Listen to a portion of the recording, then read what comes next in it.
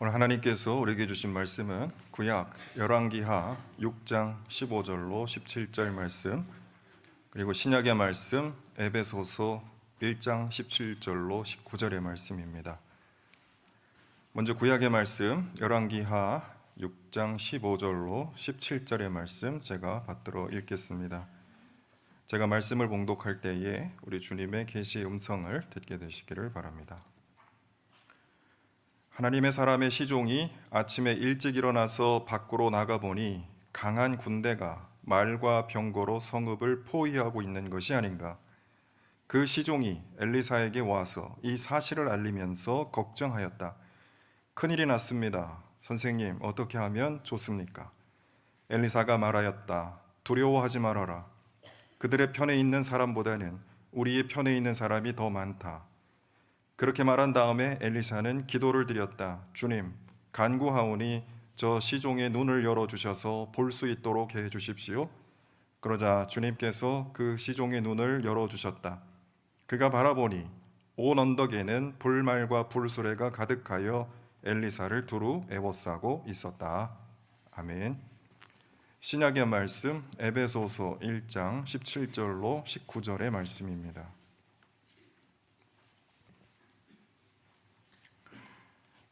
이제 제가 말씀을 봉독합니다. 우리 주 예수 그리스도의 하나님이신 영광의 아버지께서 지혜와 계시의 영을 여러분에게 주셔서 하나님을 알게 하시고 여러분의 마음의 눈을 밝혀주셔서 하나님의 부르심에 속한 소망이 무엇이며 성도들에게 베푸시는 하나님의 영광스러운 상속이 얼마나 풍성한지를 여러분이 알게 되기를 바랍니다.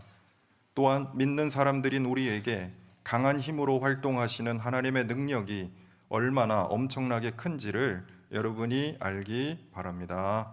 아멘. 우리 엘글로 고맙습니다. 감사하고 복된 추석 명절 되시기를 바랍니다. 여러분과 여러분 가정에, 그리고 여러분들의 자녀들의 가정에 하나님의 크신 은혜와 복이 함께 하시기를 바랍니다. 또 멀리 출타 중인 분들도 계시리라 생각하는데 오고 가는 길 안전하게 추석 명절 잘 마무리하시기를 바랍니다. 명절을 맞을 때마다 우리 가족들에게 줄 수 있는 최고의 복이 뭘까 이런 생각을 합니다. 아무래도 이제 우리 또 맛있는 음식으로 함께 나누는 것도 참 중요하지만 명절 때 가족들이 모이게 되면 정말 우리 가정을 진정으로 행복하게 할 그 최고의 복이 무언가, 이런 거를 아무래도 고민하지 않을 수가 없거든요. 좋은 곳에서 시간 보내는 것도 참 좋은 일이고, 또 맛있는 음식 만들어서 정을 나누는 것도 참 좋은 일이고, 또 서로 추억을 이렇게 만들어가는 것도 좋은 일이고, 또 위로와 격려를 나눌 수 있는 모습도 참 아름다운 가정의 모습이라고 생각합니다. 우리가 명절 때 그런 특별한 기회들을 꼭 갖는 거 너무 중요하다 생각합니다. 왜냐하면 우리가 살아갈 때 이 격려가 필요하거든요. 가정의 지지와 또 축복이 우리에게 필요하거든요. 그런데 그리스도인에게는 하나 더 놀라운 축복이 있다고 생각합니다. 바로 하늘에 속한 신령한 복을 우리가 나누는 것입니다. 하나님이 창세 전부터 그리스도 안에서 우리에게 약속하시고, 약속하실 뿐만 아니라 성령께서 우리 안에서 보증하시는 바로 그 복, 세상 모든 것보다 뛰어난 그 최고의 복을 우리가 간절히 원하고 서로를 향해 기원하는 것, 이것이 무엇보다 중요하다라고 생각합니다. 아우구스티누스는 고백록에서 세상에 속한 모든 것들은 부분적이고 일시적이고 쇠퇴하고 사라지고, 그렇기 때문에 우리에게 완전한 만족을 줄 수 없지만 하나님은 우리에게 영원하고 충만하고 온전하고 또 질리지 않는 만족함, 그리고 요동함 없는 평안함을 우리에게 주신다라고 말씀합니다. 세상에 속한 것들에 얽매여서 그것이 전부인 줄 알고 살아가다 보면 그것을 추구하면서 욕망과 불안에 휩싸여 우리 영혼이 핍절해질 때가 참으로 많습니다. 우리가 쫓아가는 것들에 오히려 얽매이고, 또 설령 그것들을 우리가 가졌을 때라도 기쁨과 만족이 없는 공허함과 비참함뿐이라고 어거스틴은 말합니다. 그러나 우리가 하나님 안에서 추구하는 것들은 없어지지 않고 사라지지 않고 안전하고, 사랑이든 우정이든 행복이든 그 모든 것들을 하나도 잃어버리지 않고 가장 온전하게 얻을 수 있는 유일한 것이라고 아우구스티누스는 말합니다. 그래서 무엇보다 하나님을 사랑하고 또 하나님 안에서 모든 것을 사랑하라라고 권면합니다. 세상 것들 우리가 추구하는 것 참 좋지만 그 모든 것에 앞서서 하나님을 사랑하고 그 모든 것을 하나님 안에서 사랑하는 것, 이것이 진정한 행복의 길이라고 아우구스티누스는 말합니다. 만약에 이 세상의 만물들이 혹은 사람들이 우리에게 기쁨을 준다면 그것들에 붙들리지 말고 그것들로 인하여 혹은 그 사람들로 인하여 그 모든 것을 주신 하나님을 찬양하라라고 말합니다. 아구스티누스의 고백처럼 하나님 안에서 하늘에 속한 신령한 복을 누릴 때에 우리는 진정으로 이 땅에서 행복과 감사를 누리는 삶을 살아갈 수 있다라고 생각합니다. 오늘 우리가 읽은 본문 사도 바울은 에베소 교회에 보낸 편지 서두에서 에베소 교회 교인들의 믿음과 사랑에 감사하면서 하늘에 속한 신령한 복으로 축복하고 있습니다. 축복으로 시작합니다, 이 편지를. 3절에서 바울은 하나님이 그리스도 안에 하늘에 속한 온갖 신령한 복을 우리에게 주셨다라고 말하면서 하나님을 찬양하자라고 말합니다. 종종 우리가 살다 보면 우리가 얼마나 큰 복을 받았는지 모르고 살 때가 많거든요. 그런데 하나님으로부터 우리는 엄청난 복을 받았다. 하늘에 속한 신령한 복을 받은 사람들이다. 그러므로 하나님께 감사하고 찬양하자. 이렇게 편지를 시작합니다. 그 복이 뭘까요? 바울은 말합니다. 하나님이 이 세상을 창조하시기도 전에 그리스도 안에서 우리를 택하시고 사랑하시고 그래서 하나님 앞에서 거룩하고 흠이 없는 사람이 되게 하셨다. 그리고 우리를 하나님의 자녀로 삼으시기로 예정하신 것이라고 이야기합니다. 그러니까 우리를 향한 하나님의 복은 세상이 창조되기 전부터 예정되어 있다라는 거예요. 우린 그런 사람들이라는 거예요. 이 땅에 태어나기 전부터 하나님의 엄청난 사랑을 받기로 예정받고 이 땅에 보내진 사람들이라는 거예요. 또 11절에서 하나님은 그리스도 안에서 우리를 상속자로 삼으셨다. 에베소서 1장 11절이요. 그리고 14절에서는 뭐라고 말씀합니까? 성령이 우리가 하나님의 상속자라는 사실을 보증하신다라고 말합니다. 하나님이 창세전에 예비하셨고 그리스도 안에서 그것들을 우리에게 이루어 가시는데 우리가 살다 보면 긴가 민가 모르고 살 때가 있는데 성령께서 그 사실을 확인시켜 주신다. 확실하게 보증해 주신다라고 말씀합니다. 이 말씀을 요약하면 우리가 하나님의 자녀고 하나님의 상속자이고 또 하나님 앞에서 거룩하고 흠없는 존재로 창세전부터 예정되었다라는 것이 바울이 말하는 하늘에 속한 신령한 복, 우리가 누리고 있는 엄청난 복이라는 겁니다.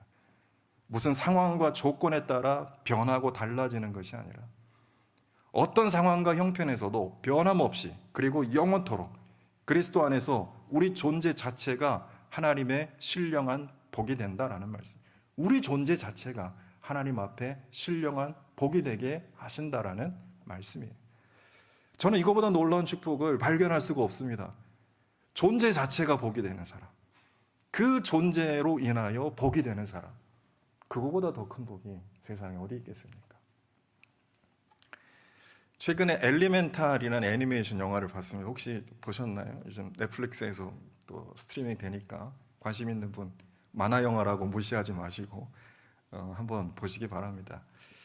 그 무비 스포일러가 되면 안 되는데 혹시 안 보신 분들 용서해 주시고 제가 감동적인 장면 한 가지만 좀 나누려고 합니다.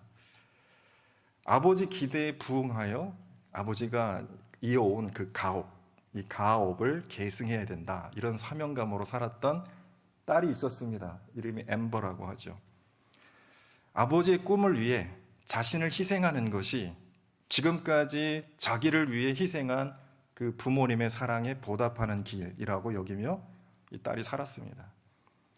그러면서 정작 자신이 무엇을 하고 싶은지에 대해서 생각하는 건 사치다.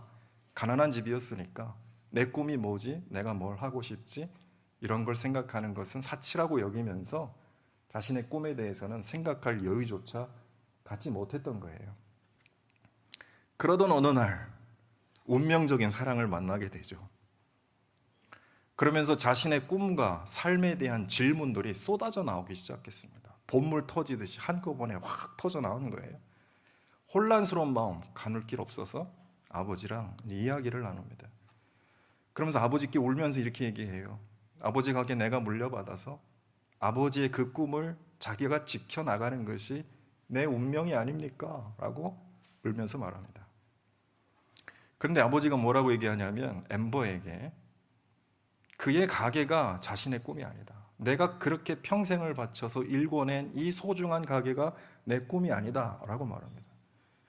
그리고 엠버 네가 이 가업, 내가 오랫동안 지켜온 이 가업을 잇는 것도 자신의 꿈이 아니다 라고 아버지가 얘기합니다. 그러면서 아버지가 이렇게 얘기합니다.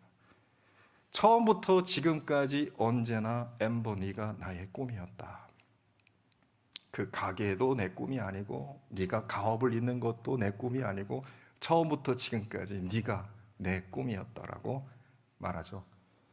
참 소름 돋는 감동적인 대사입니다. 이 만화 아무래도 미국에서 만들어졌는데 그 이민자들의 애환을 좀 담고 있는 만화더라고요. 그 감독을 보니까 라스트 네임이 손이에요. 아마 한국 뭐 사람 아닌가, 교포 아닌가 그런 생각이 좀 들었습니다만, 우리가 무엇을 하고 어떻게 살아야만 하나님의 복을 받는 존재가 되는 것이 아니에요. 우리가 종종 착각할 때가 있어요. 뭔가 하나님 기쁘신 일을 해야만 하나님이 복을 주시겠지? 내가 먼저 하나님께서 원하시는 일을 해야만 내가 하나님이 주시는 마땅한 복을 누리겠지? 그렇게 살아야만 하겠지? 라고 생각할 때가 종종 있는데 그렇지 않다는 거예요. 뭘 해야만, 어떻게 살아야만 하나님께 복을 받는 존재가 되는 것이 아닙니다. 창세 전부터 영원까지 우리가 하나님의 자녀고 하나님의 상속자이고, 그래서 우리 존재 그 자체가 언제나 하나님의 꿈이고 하나님의 소망이고 기쁨이다라는 것이 오늘 사도 바울 메시지의 핵심이에요. 우린 그런 존재다라는 것. 하나님의 꿈과 하나님의 기쁨과 하나님의 소망이 온전히 담겨 있는 존재, 하나님의 모든 것이 담겨 있는 존재. 그래서 감히 우리를 하나님의 상속자라고 부르고 하나님의 자녀라고 부르고, 그 사실은 창세전부터 예정되어 있고 영원까지 변함이 없다라는 거, 우리 존재 자체가 하나님의 기쁨이고 하나님의 소망이다 라는 말씀, 이것이 사도 바울이 우리에게 들려주는 메시지입니다. 사도 바울은 에베소 교회가 이런 하나님의 축복을 깨닫고 온전히 누리며 살기 위해서 믿음의 눈을 가질 것을 기도합니다. 이런 놀라운 축복을 받았더라도 보지 못하고 깨닫지 못하면 아무 소용이 없잖아요. 그러니까 이것을 깨닫는 믿음의 눈을 갖기를 에베소 교회를 향해 기도하고 있습니다. 17절에서 바울은 이렇게 기도합니다. 영광의 아버지께서 지혜와 계시의 영을 여러분에게 주셔서 하나님을 알게 하시고 마음의 눈을 밝혀주시기를 기도합니다. 하나님이 주시는 지혜와 계시의 영으로 하나님이 우리의 마음의 눈을 뜨게 하시는 거죠. 그래서 그동안 보지 못했던 것들을 보게 하시고, 알지 못했던 것들을 알게 하시고, 믿지 못했던 것들을 믿게 하신다는 거예요. 그 믿음의 눈을 떠야 되는 겁니다. 그런데 우리가 믿음의 눈을 떠서 봐야 하고 알아야 되는 것들이 뭘까요? 첫째로 17절에서 하나님을 알아야 한다라고 기도합니다. 둘째로 18절에서 하나님의 부르심에 속한 소망이 무엇인지 알아야 한다라고 기도합니다. 그리고 셋째로 18절에서 하나님의 영광스러운 상속이 얼마나 풍성한지를 알아야 한다라고 말합니다. 그리고 넷째로 19절에서 믿는 사람들에게 강한 힘으로 활동하시는 하나님의 능력이 얼마나 엄청난지를 알아야 한다라고 바울은 기도합니다. 믿음의 눈을 떠서 하나님을 바라보고 우리를 부르시고 인도하시는 하나님의 약속의 소망이 무엇인지를 깨닫고, 하나님이 우리에게 주신 축복이 얼마나 풍성한지를 깨닫고, 그리고 우리가 소망을 가지고 하나님의 부르심을 향해 따라갈 때에 하나님이 얼마나 위대한 능력으로 우리를 지지해 주시고 역사하시는지 우리가 깨닫기를 원한다라는 기도입니다. 하늘에 속한 신령한 복을 추구하는 사람이 되기 위해서 필요한 믿음의 눈, 소망에 대한 간구, 이것이 기도 안에 담겨 있습니다. 하나님을 알지 못하는 사람, 하나님이 부르시는 약속에 대한 소망이 없는 사람, 하나님이 주시는 축복의 풍성함을 모르는 사람, 하나님이 믿는 사람에게 역사하실 능력을 믿지 못하는 사람이 어떻게 현실의 압박과 유혹을 넘어서서 보이지 않는 영원한 복, 하늘에 속한 신령한 복을 추구하며 살 수 있겠습니까? 주님이 주신 하늘에 속한 신령한 복을 누리기 위해서 우리는 믿음의 눈이 필요합니다. 믿음의 눈이 없다면 세상에 속한 눈을 가지고 보이는 것들에 붙들려 살아갈 수밖에 없을 것입니다. 오늘 우리가 읽은 구약의 본문은 고난과 위기의 현실 앞에서 믿음의 눈으로 살아계신 하나님을 바라보고 그 하나님을 의지하는 가운데 현실의 위기와 압박을 돌파한 엘리사 선지자의 모습을 우리에게 잘 보여주고 있습니다. 본문을 보면 시리아 왕이 이스라엘을 여러 번 치려고 매복을 하거나 공격을 하거나 하려고 할 때에 전략에 노출돼서 번번이 실패하게 됩니다. 그 이유를 찾게 되죠. 혹시 내통자가 있는 게 아니냐, 간첩이 있는 게 아니냐 막 찾아 나섰는데 알고 보니까 이스라엘에는 선지자 엘리사라는 사람이 있어서 그들의 계획을 꿰뚫어 보고 사전에 대비책을 딱딱 세워서 그들의 작전이 번번이 실패할 수밖에 없었다. 이런 사실을 시리아 왕이 알게 되죠. 화가 머리 끝까지 난 이 시리아 왕, 가만두지 않겠다 이 녀석. 그래서 군대를 파송합니다. 대단한 군대를 조직해서 보냅니다. 기마, 병거, 중무장한 강한 군대를 보내서 당시 엘리사가 머물고 있었던 도단이라고 하는 작은 성읍을 에워쌉니다. 엘리사 한 사람 잡기 위해서 수많은 정예부대가 한 번에 들이닥친 것입니다. 15절을 보니까 엘리사의 시종이 아침에 일찍 일어나 보니까 군대가 성읍을 빽빽하게 포위하고 있는 것을 발견합니다. 그래서 엘리사에게 다가가서 급히 고하죠. 큰일이 났습니다. 큰일이 났습니다. 선생님, 어떻게 하면 좋습니까? 이 공포와 절망, 근심과 걱정에 사로잡혀서 이제 선생님에게 큰일 났다고 이제 보고를 하고 있는 것이죠. 16절에서 엘리사는 이렇게 말합니다. 아주 간단해요. 두려워하지 말아라. Don't be afraid. 두려워하지 말아라. 엘리사는 왜 두려워하지 않았을까요? 두려워 말라는 것은 근자감, 근거 없는 자신감에서 오는 것이 아니었습니다. 혹은 안일함에서 오는 것이 어떻게 되겠지? 이런 게 아니었어요. 그러니까 맹목적이고 무모한 용기가 아니었다는 거예요. 난 하나도 안 무서워. 어떻게 되겠지? 이게 아니었다는 거죠. 16절에서 엘리사가 말합니다. 그들의 편에 있는 사람보다는 우리 편에 있는 사람이 더 많다. 엘리사의 시종이 보지 못하는 걸 그가 보고 있었기 때문에 그는 군대의 위협과 압박에 움츠러들지 않았던 것이죠. 엘리사는 뭘 보고 있었을까요? 믿음의 눈으로 하나님을 바라보고 있었습니다. 그리고 강한 힘으로 역사하실 하나님의 능력이 얼마나 엄청난지를 그가 잘 알고 믿고 있었기 때문에 그를 에워싼 군대 앞에서도 그는 담대할 수 있었습니다. 천만인이 나를 치려 진칠지라도 내가 오히려 담대하고 요동하지 않을 것이다 라고 시편 기자가 말하지 않습니까? 그 힘과 용기가 어디서 나오는 거예요? 살아계신 하나님이 나와 함께 하신다라는 거, 그거를 믿음의 눈으로 볼 줄 아는 사람들은 그런 위협이나 압박이 하나도 겁나지 않는 거죠.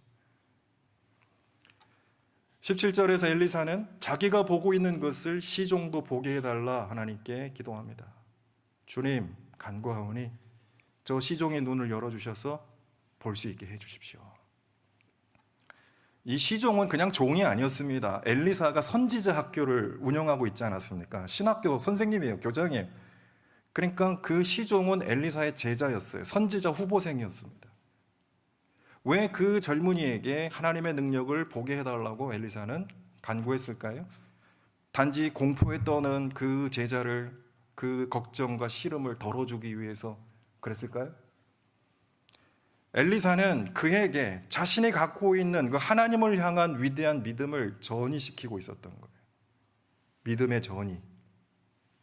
엘리사에게 있었던 그 믿음이 그의 제자에게로 전이되고 있는 겁니다. 엘리사도 그 믿음을 선생님한테 받았거든요. 엘리야로부터 그 믿음을 전수받았고 이제는 조직적으로 신학생들을 길러가면서 그 제자들에게 그가 갖고 있는 믿음을 전이시키고 있었다. 시대를 바꾸는 위대한 역사가 일어나고 있었던 것이죠. 그도 엘리사처럼 눈에 보이지 않지만 살아계신 하나님을 믿음의 눈으로 볼 수 있게 해달라고 기도하면서 그렇게 훈련시키고 있었던 겁니다. 하나님을 바라보는 믿음, 하나님을 신뢰하며 따르는 믿음, 하나님의 약속을 소망하는 믿음, 그 믿음을 간구하며 믿음의 사람 그리고 믿음의 세대를 키우고 있었던 것이죠. 청년의 눈이 열리자 이전까지 보이지 않던 것들이 생생하게 보이기 시작했습니다. 온 언덕에 불말과 불수레가 가득하여 엘리사를 두루 에워싸고 있는 것을 눈으로 보게 되었다. 믿음의 눈으로 보게 되었다라는 사실입니다. 불말, 불수레 하면 뭐가 떠오르십니까, 여러분? 이 장면에서 불말과 불수레, 매우 익숙한 얘기 아닙니까? 매우 어디서 많이 들어봤던 그런 어구가 아닙니까? 그렇습니다. 바로 엘리사의 스승 엘리야를 데리고 하늘로 올라간 이들입니다. 엘리야가 그 불말과 불병거를 바라보면서 막 겁나가지고 나는 어떻게 하라고 데려가시고 올라가시고 그러면 나는 어떻게 하라고 막 이렇게 했잖아요. 그런데 그 불말과 불수레는 엘리야 데리고 하늘로 사라진 게 아니었어요. 이제 엘리사에게로 내려와서 그를 지키고 보호하고 있었습니다. 믿음의 사람들, 하나님의 사람들을 지키고 보호하고 있었던 거예요. 하늘로 올라가 사라진 게 아니라는 것이죠. 그 불말과 불수레는 하나님의 권능, 하나님의 임재, 우리를 살피시고 도우시는 하나님의 은혜의 손길이었던 것입니다. 믿는 자들은 그 하나님의 살아계심을 볼 줄 안다라는 거예요. 전에는 시리아 왕의 군대만 보여서 두려움과 공포에 떨었지만 이제 믿음의 눈으로 하나님을 바라보니 그보다 더 많고 강력한 하나님의 군대와 하나님의 능력과 하나님의 손길이 그들과 함께함을 깨닫게 되었습니다. 그리고 엘리사처럼 사람과 세상을 두려워하여 떠는 것이 아니라 주님을 바라보며 믿음으로 담대히 나아가 싸우는 법을 그도 배우게 되었던 것이죠. 우리는 우리 눈이 매우 정확하다고 생각하며 살아갑니다. 우리 눈으로 보는 것만큼 정확한 게 어디 있냐? 백문이 불여 일견이다. 그러나 우리 시선은 매우 주관적인 것이죠.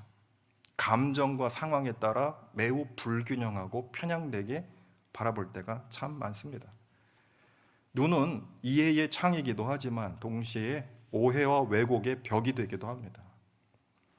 무엇을 바라보고 주목하는가에 따라서 실제로 우리 눈에 보이는 것들이 결정되기도 합니다. 어쩌면 내가 보고 싶은 것들만 보게 되는 경우도 참 많습니다. 보기 싫은 것들은 안 보게 되는 데도 많아요. 두려움과 공포 속에서는 현실의 위협과 압박이 더 과장되어서 우리 눈에 들어올 때가 많아요.